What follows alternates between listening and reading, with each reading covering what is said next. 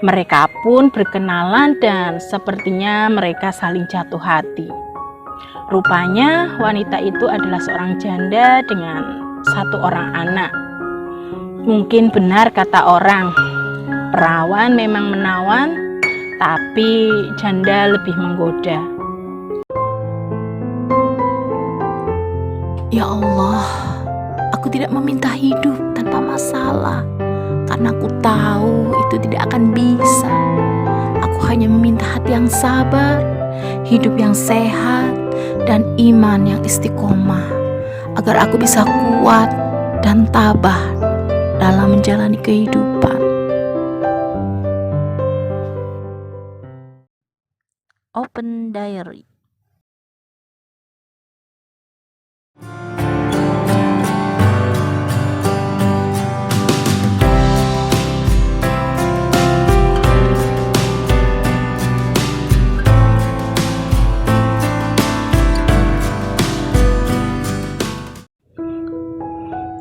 Assalamualaikum warahmatullahi wabarakatuh. Halo Elin Story Lovers, apa kabar kalian hari ini? Pada kesempatan kali ini saya akan membawakan sebuah kisah yang dikirim oleh Mas Santoso di Kebumen, Jawa Tengah. Bagi sebagian kawan mainku, kehidupan di kampung sepertinya cukup membosankan, sehingga setelah lulus sekolah, beberapa dari mereka lebih memilih merantau ke kota besar seperti Bandung dan Jakarta. Salah satunya adalah Ratno. Dia tidak suka bekerja di sawah seperti orang tuanya. Panas, capek, dan hasilnya tidak seberapa. Kurang lebih seperti itulah keluh kesah yang pernah disampaikan Ratno padaku. Dia ingin mengubah nasibnya dengan bekerja di kota. Dia ingin seperti Gali, salah satu tetangga di kampungku yang konon sudah sukses bekerja di Bandung. Tiap lebaran, Gali pulang kampung dengan membawa oleh-oleh cukup banyak dan dibagikan ke tetangga-tetangga dekatnya.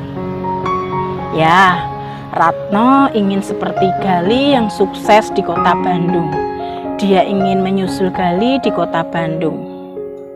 Namun informasi yang aku dapat dari beberapa tetanggaku, sebelum pergi ke Bandung, Gali dulunya adalah seorang pengangguran di kampungku. Kemudian dia belajar ilmu kesaktian dari seorang dukun. Berbekal ilmu kesaktiannya itu, dia merantau ke Bandung. Dan di kota Bandung itu dia memang sukses.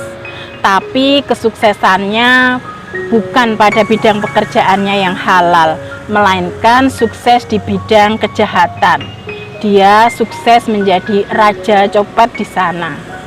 Pernah ada seorang tetanggaku yang merantau ke Bandung. Setelah keluar dari stasiun Bandung dan hendak naik angkot, dompetnya dicopet orang. Namun keesokan harinya ada seseorang yang mengembalikan dompetnya dalam keadaan utuh. Uangnya tidak berkurang sedikit pun. Ada kemungkinan setelah copet itu setor hasil jarahannya, Gali melihat identitas dompet itu ternyata milik tetangga di kampung. Hingga akhirnya dikembalikan. Diary, entah Ratno sudah tahu atau belum soal pekerjaan Gali di Bandung, aku pun tidak menanyakannya padanya. Aku sendiri tidak mau ikut campur urusan orang. Lebih baik aku fokus membantu orang tuaku mengurusi ternak bebek dan juga tanaman palawija milik orang tuaku. Sementara itu, berbekal ijazah SMA dan sedikit uang dari orang tuanya, Ratno nekat mengadu nasib ke kota Bandung.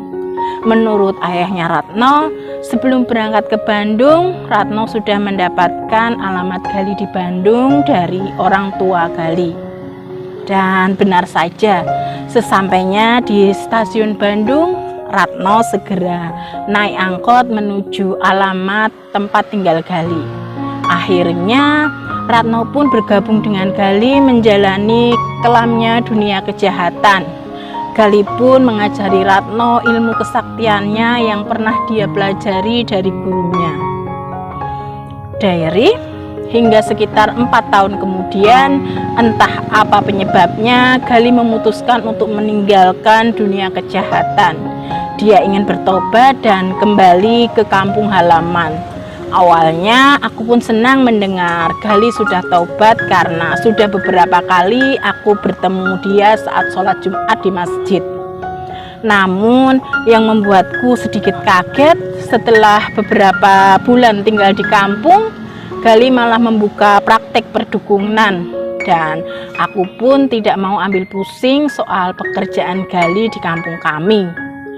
Selagi itu bukan soal kejahatan di masyarakat, biarlah soal perdukunan jadi tanggung jawab dia sendiri dengan Yang Maha Kuasa. Diary, sepengetahuanku dan juga warga kampung, Gali hanya menjalankan jasa membantu orang menyelesaikan permasalahan dengan kemampuan spiritualnya. Terkadang aku juga melihat ada mobil polisi yang terparkir di rumah Gali. Menurut cerita kerabat Gali, polisi itu minta bantuan Gali untuk mencari tahu pelaku kejahatan melalui kemampuan spiritual Gali.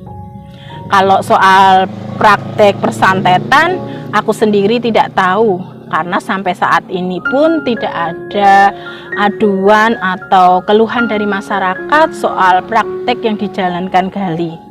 Sepertinya Gali memang murni membuka jasa membantu orang lain.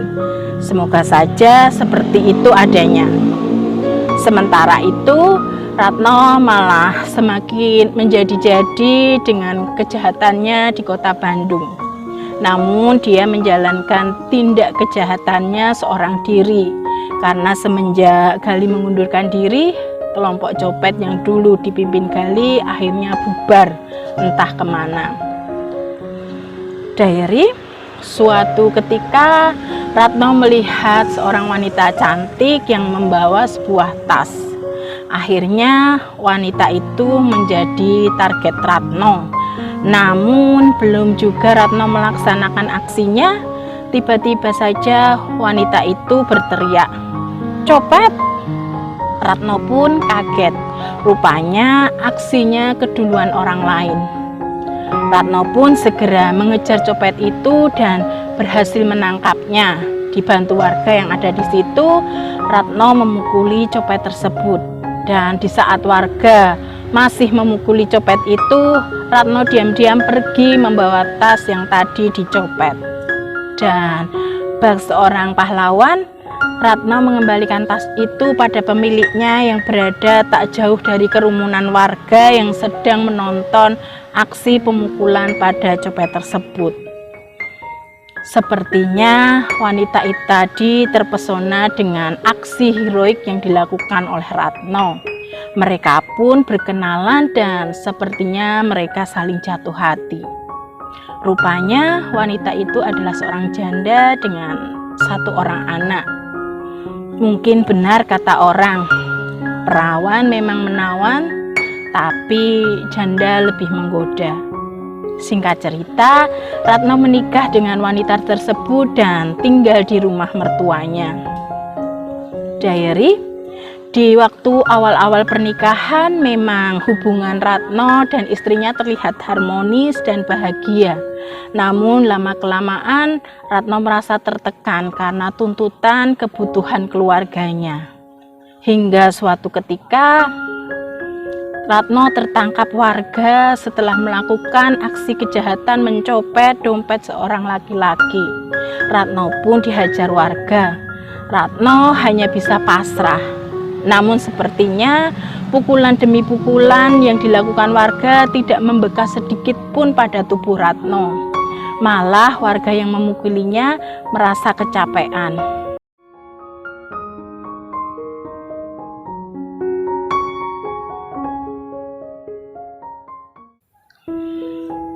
Demikian sebuah kisah yang dikirim oleh Mas Santoso di Kebumen, Jawa Tengah. Terima kasih Mas Santoso yang sudah berkenan membagikan kisahnya di Elin Story. Nah, buat kalian yang mempunyai kisah yang serupa atau mempunyai pengalaman hidup yang tidak bisa kalian lupakan sepanjang hidup kalian, silahkan kalian kirim di elins.story@gmail.com. Terima kasih.